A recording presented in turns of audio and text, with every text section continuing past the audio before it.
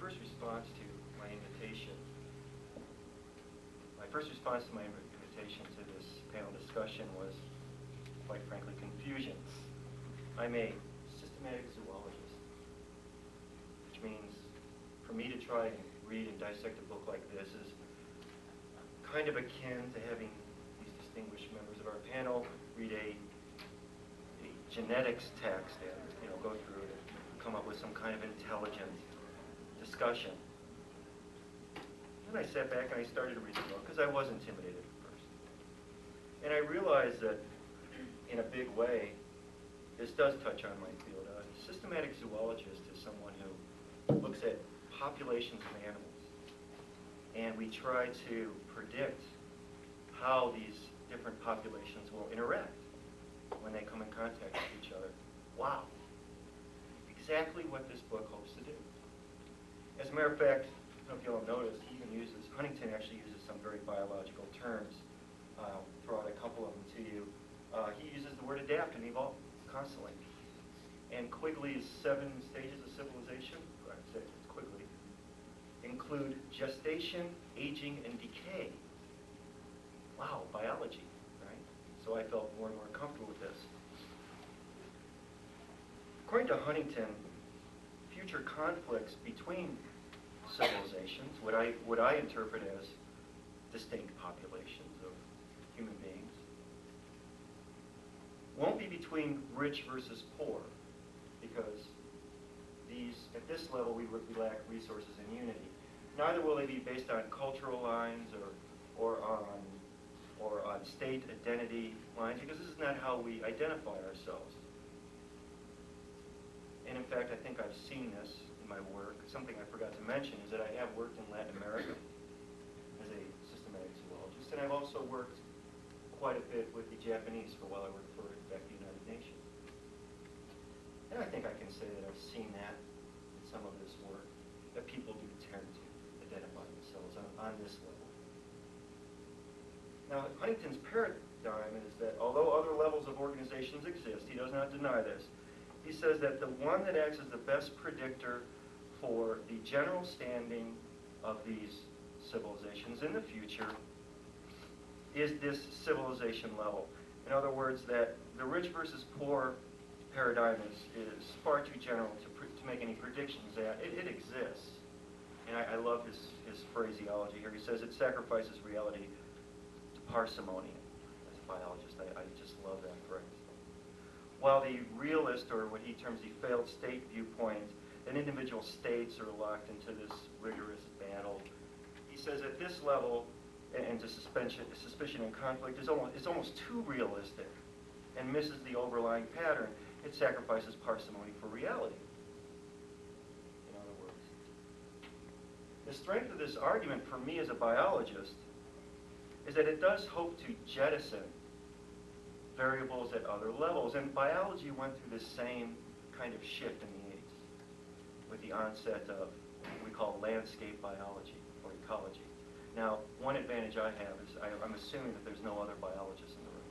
It means I can throw around a lot of jargony phrases, and you guys have no idea. You just have to take my word for it, right? Including the other panel members.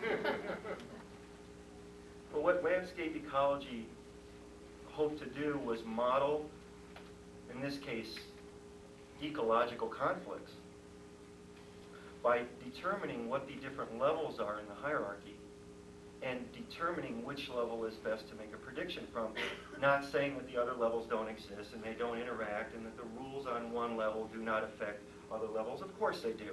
But all we care about is prediction in the end, as scientists. And here, again, is where he uses words like evolve and adapt. It's perfect. And perhaps it's true, perhaps the many conflicting variables of geopolitical organization, say, for example, the culture of a state level, there's just too many different variables at this level to really make any predictions over a couple of hundred years, while major categories like rich versus poor, east versus west, are just too vague and don't represent how people identify themselves. I'm willing to accept that to some degree. The problem with Huntington's thesis in my mind, however, is twofold. First, he is not, and these are not my words, these are the words of Ronald Steele in an article he wrote for the New Republic. He hasn't jettisoned enough in order to really liberate himself from this culture-based or state-based predictive model. He's just exchanged, in my mind, the word cultures or states for civilizations. Maybe this is useful, I don't know. Maybe we'll know in a couple hundred years.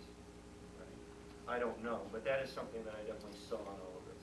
I question whether he was making really a good distinction between these two levels. And it brings up the question then, are the gaps between civilizations more important than the gaps between cultures or states? Which will drive human interactions over the next 200 years? I don't know. I don't know. I was hoping that the other panel members would be able to answer that before I stood up, because then I could just say I agree. And I'm sure we'll discuss that after we're all done with our introductory statements. Secondly, I did feel that Huntington did ignore too much the what I call in my notes the rich versus poor paradigm, the interactions at this general broad level. For instance, if you're going to look at the rise of the United States, or what he calls Western, but as been pointed out, he identifies the United States as the core state. You know, are we just going to ignore the Industrial Revolution? Are we going to ignore the fact that the United States or in Western Europe had a lot of places to expand to in the year 1700? You know, and how does that affect what's happening now in Islam? I don't know. It wasn't touched upon in the book.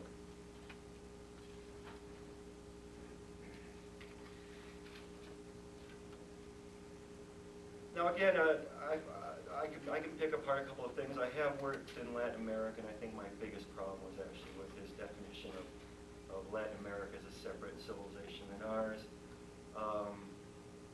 He spends a lot of time setting up a rather, what I found a fairly rigorous, although it was vague at times, but a fairly rigorous definition of a civilization, as hard as that would be.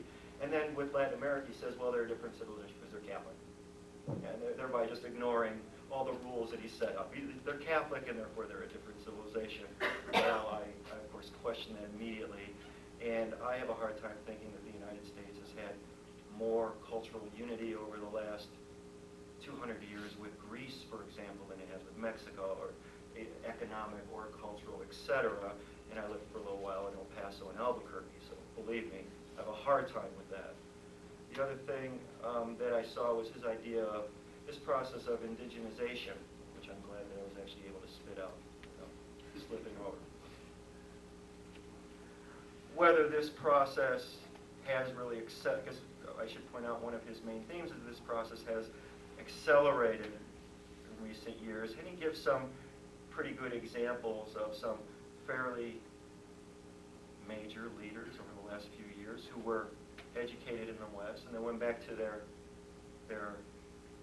various countries or various civilizations and took on a more traditional outlook, and that didn't happen with Gandhi, a lot earlier in this century. I think I could have named just as many times that happened, in the last couple of hundred years as it has in the last 10 or 20 years.